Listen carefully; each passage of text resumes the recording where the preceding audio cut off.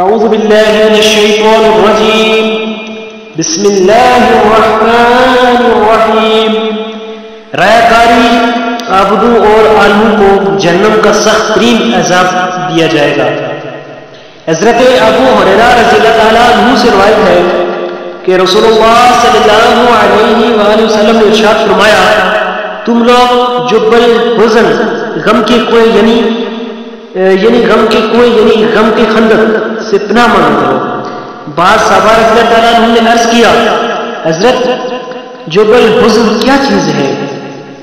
آپ صلی اللہ علیہ وآلہ وسلم نے ارشاد فرمایا، جہنم میں ایک وادی یعنی خندق ہے جس کا حال اتنا برا ہے کہ خود جہنم ہر دن میں 400 مرتبہ اس سے پناہ مانگتی ہے. عرض کیا گیا، یا رسول اللہ، اس میں کون لوگ جائیں گے؟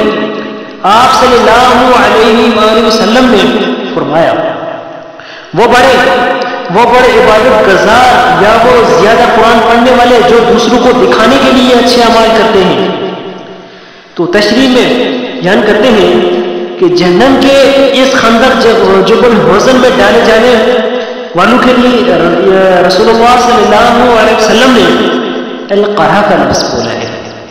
القرا اس کے معنی زیادہ عبادت کرنے والے کے بھی ہو سکتے ہیں اور قرآن کے علم اور قرآن پڑھنے میں خصوصیت اور امتیاز رکھنے والوں کے بھی ہو سکتے ہیں.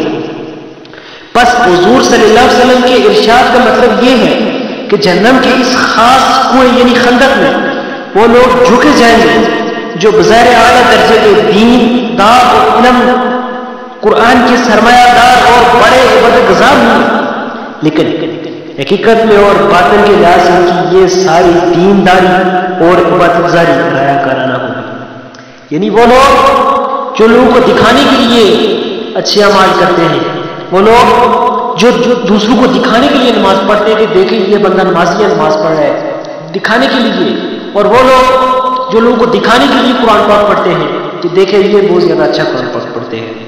وہ لوگ جو کوئی بھی عمل لوگوں کو دکھانے کے لیے دکھانے کے گھر سے پڑھتے ہیں، ان کی نیت میں یہ ہوتی ہے کہ فلاں کہے کہ یا کتنا عبادت گزار بندے، کتنا اچھا بندے ہے، تو یا یوں کہیں کہ بڑا علامہ بن کے بیٹھ جائے اور علامہ بن کے پھرتا رہے تو یوں کہیں کہ کتنا بڑا علامہ ہے، اللہ والا بندہ ہے. یعنی اس کا دکھاوا، لوگوں کے سامنے اپنے آپ کو اچھا دکھانا، تو اس کے لیے جہنم کا سخت عذاب ہے. عبادت کے لیے خالص ترین نیت کا ہونا بہت ضروری ہے، نیت کا صاف ہونا بہت ضروری ہے. اگر ہماری نیت صاف نہیں ہے، اگر ہماری نیت گندی ہے، اعمال اچھے کر رہے ہیں لیکن ہماری نیت غلط ہو گئی ہے، بس ہماری نیت میں یہ ہو گیا کہ یہ فلاں یہ شخص کتنا اچھا کام کر گیا، یا یوں لوگ کہیں کہ کتنا اچھا کر رہا ہے، تو ہم نیک کر رہے پھر بھی ہمارے لیے سخت ترین عذاب ہے. جہنم کے سخت ترین عذاب ہمیں ان کو دیے جائیں گے.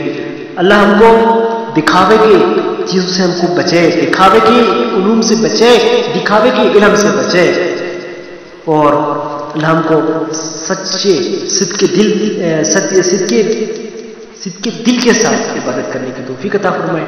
واخر دعوانا الحمدللہ رب العالمین. شیئر کیجیے گا. جزاک اللہ.